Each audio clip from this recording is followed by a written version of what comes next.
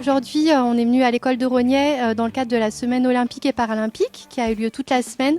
C'est une opération nationale avec l'éducation nationale.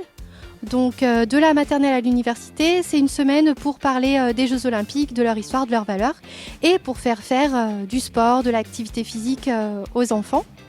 Donc hier, on est déjà venu au sein de l'école avec un sportif handisport pour leur expliquer les symboles des Jeux olympiques, leurs valeurs. Et le sportif leur a expliqué son expérience à lui, comment enfant il a pu faire du sport, du basket fauteuil et du ski. Voilà, comme ça les enfants étaient sensibilisés. Et aujourd'hui, on a voulu poursuivre avec des ateliers pratiques qui leur permettaient de se mettre notamment dans la peau de personnes handicapées. C'est un projet super intéressant, surtout à cet âge-là où ils sont conscients du handicap et ils en ont parfois déjà rencontré. C'est un sujet qui est intéressant à parler en classe car on n'en parle pas souvent. Donc le lier au sport, en plus, ça leur permet de le pratiquer et de le vivre.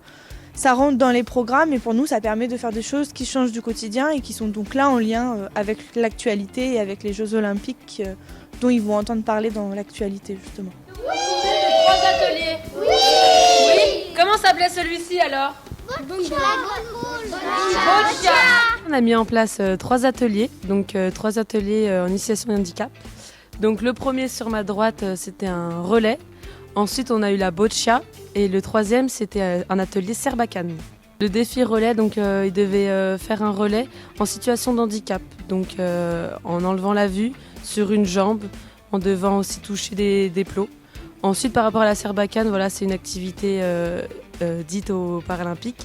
Et ensuite, la boccia, c'est aussi un jeu, voilà, comme un peu la pétanque, mais pour les handicapés mentaux. C'est vrai que l'échange avec eux est assez intéressant parce que les enfants souvent n'ont pas de filtre. En fait, on peut échanger très librement, il n'y a pas de questions taboues.